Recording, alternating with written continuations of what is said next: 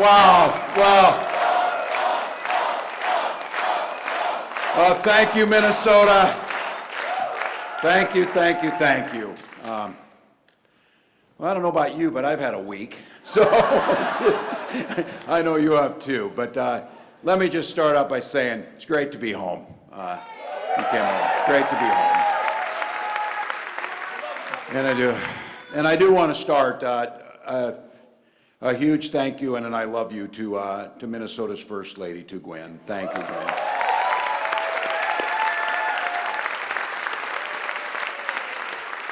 And to our amazing kids, Hope and Gus, they are everything to us, so thank you.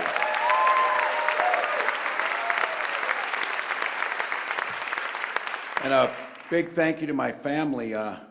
My mom is here, who I want to say thank you to, Darlene.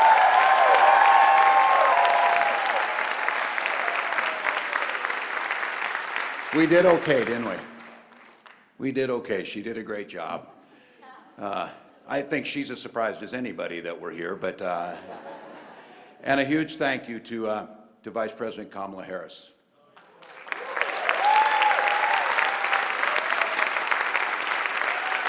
First, for the faith that she placed in me, but more importantly, for the powerful and joyful campaign that she ran.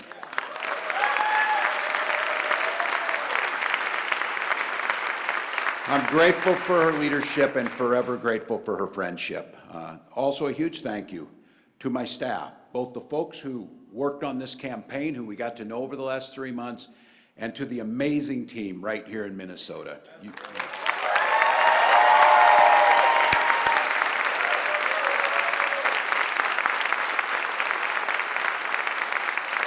We showed the country, these guys are the best in the business, and I'm proud to be your teammate in this. Thank you all. And to all of you, I want to thank every single person who stood with us in this fight, whether it was volunteers, donors, voters, or what I see in here, lifelong friends. It's an honor of a lifetime to have your support, and I'll never forget everything that you did to stand up for the values that we share together. So thank you to each and every one of you.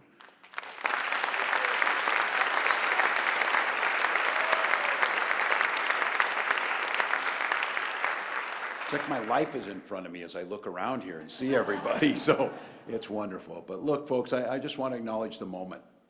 It's hard. It's hard to lose. It's hard to understand, while so many of our fellow citizens, people that we have fought so long and hard for, wound up choosing the other path. It's hard to reckon with what that path looks like over the next 4 years.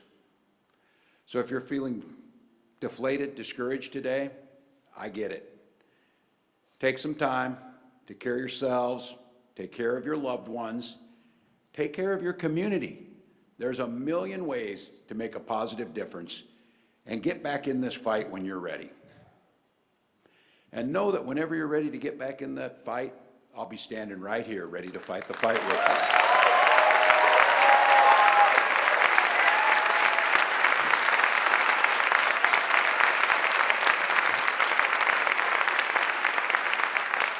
And while we haven't had a whole lot of time to process this, I can tell you, even in the face of defeat and deep disappointment, I've never felt more inspired.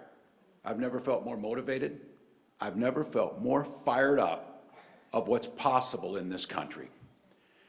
You know, I've gotten to see an awful lot of America over the last 3 months, more than I ever thought I was going to see. I've made many new friends.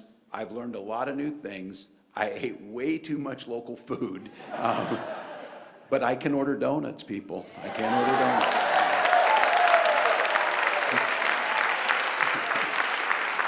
But I have to be honest with you, what struck me everywhere I went, without exception, people really wanted the same basic things out of an American life. And I want to be clear, when I say basic things, I mean things like meaningful work, safe neighborhoods, good schools, affordable quality health care. But I also mean something more. It became clear to me, people want security. And I mean that broadly. They want to feel like their life is built on a solid foundation that won't collapse under them if the wind blows the wrong way or something happens. People want an opportunity where they feel like they can get ahead, not just settling to get by. And they really are concerned about giving their kids a chance to get ahead. And I think most of all, and you saw it in a very deep way, people want freedom to live their lives the way they want to live them. It's not the way maybe their neighbors wouldn't want to live them the same way, but the freedom is supposed to be everybody's birthright, not because of how much money you had or where your family came from, no matter who you love or how you prayed or what you think about the issues of the day are. And everywhere I've gone, I've had the opportunity to tell people how things work here in Minnesota.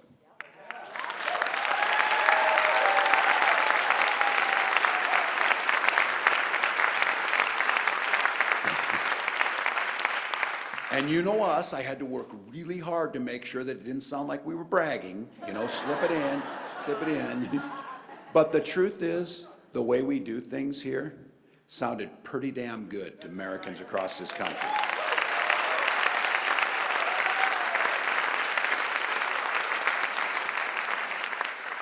Together, we've made Minnesota one of the best places for kids to live.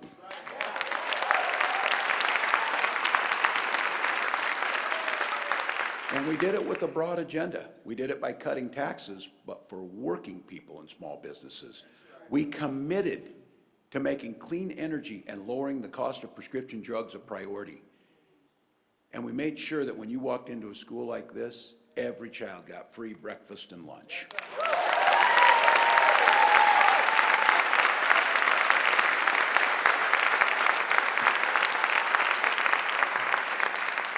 We made college free for lower income students and paid family and medical leave for everyone across the state.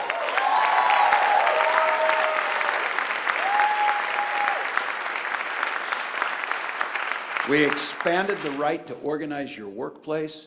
We made our streets safer. We invested in affordable housing, and we made public education a priority.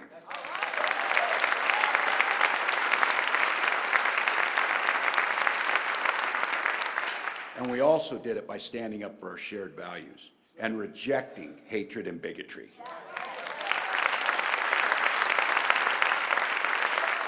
We, across this state, have fought for everyone's right to participate fully in our democracy and in our society. We have refused to scapegoat immigrants in this state.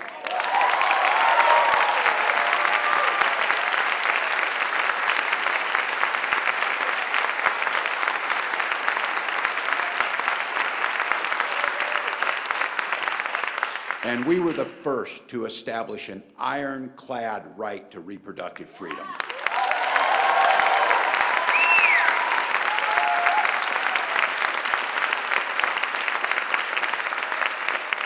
When I tell that story across the country, you could see people saying, "Where is this magical place?" And then someone would have to say, "But it gets cold." Yeah.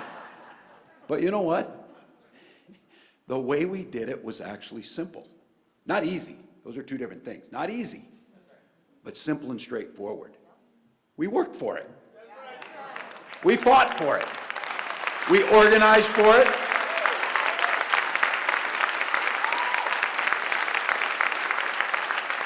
And we had a set of leaders that when we finally built the political capital we needed to get it done, we didn't bank it, we burned it improving lives.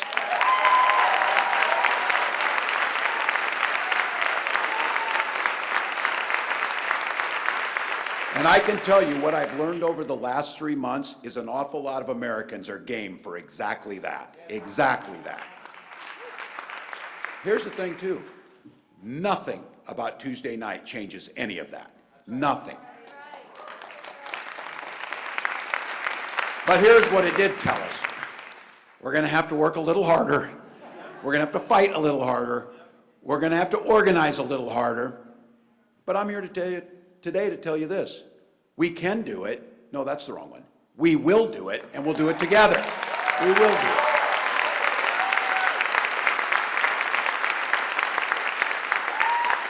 So for now, I just want to say thank you, Minnesota, for giving me such an incredible story to tell to our fellow Americans in the other states.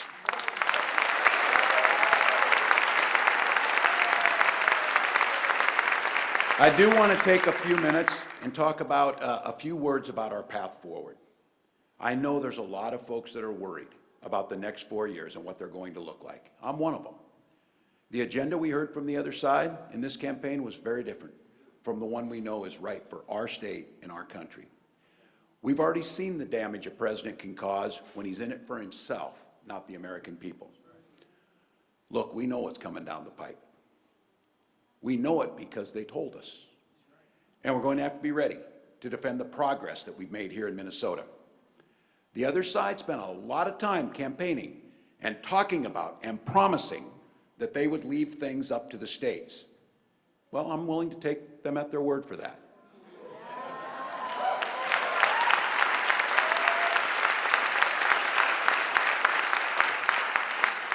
But the moment they try and bring a hateful agenda in this state, I'm going to stand ready to stand up and fight for the way we do things here.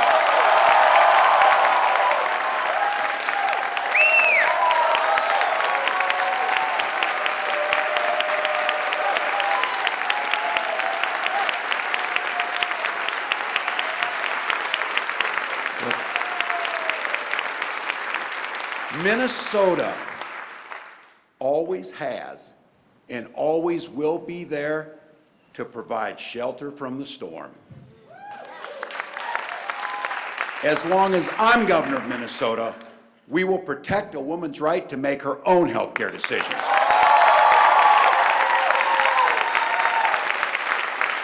As long as I am governor of Minnesota, we will welcome immigrants with gratitude for their contributions to our communities.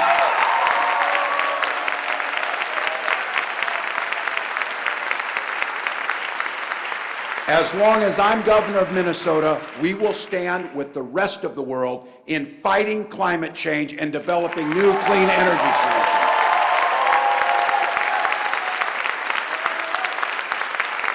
As long as I'm governor of Minnesota, we'll be a state that respects democracy, a place where we're proud of our civic debate and where we don't demonize people who disagree with us.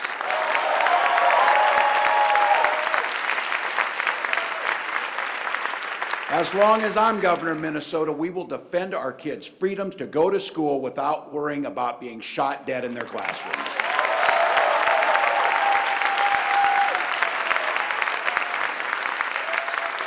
And by the way, as long as I'm governor, Minnesota will always be a labor state, a state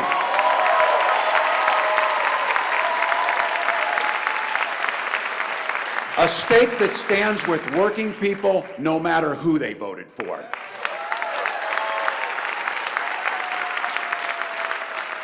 But I will say and acknowledge this, about 1.5 million of our fellow Minnesotans voted for the other side in this election. And while there might not be a place in our state for the most extreme elements of that agenda, there should be a place in our politics for everyone to be heard.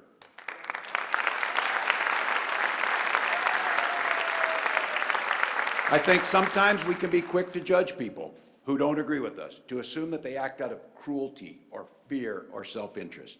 I don't think that kind of judgment is helpful right now, and I don't think it's right. I think we ought to swallow, and this is me in this as I'm speaking about myself, swallow a little bit of pride and look a little harder to find common ground with our neighbors who didn't vote like we did in this election. Maybe we won't agree on every issue. Hell, maybe we won't agree on any issue. But maybe when the campaign signs come down, we all get a little break from the rhetoric and the TV ads and the fundraising texts, and I'm sorry about those.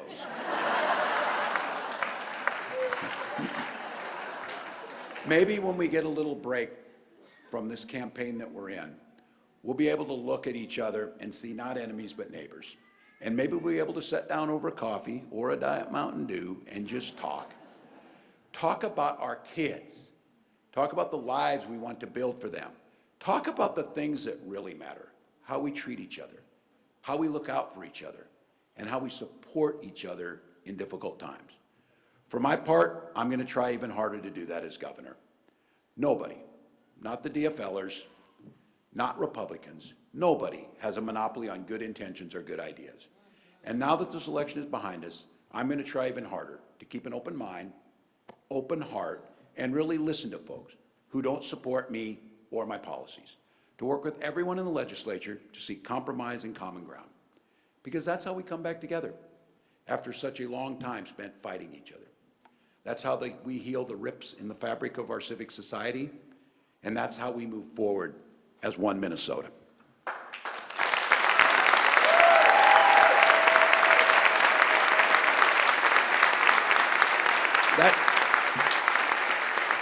That's what this is all supposed to be about. Not who's right or wrong, not who's winning or losing, but are we moving things forward together, or are we falling apart?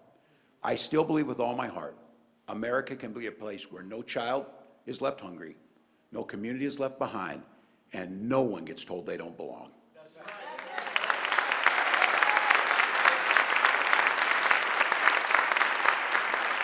And the reason I believe it so strongly is I've seen it with my own eyes because it's happened right here in Minnesota. And because of our example, millions of Americans believe in it too. Let's keep working to grow security, opportunity, and freedom for all our neighbors. Let's keep fighting for the things we believe in with compassion, with dedication, and with joy. And let's keep making Minnesota an example for the rest of this great nation. I love this country. I love this state. I love this job.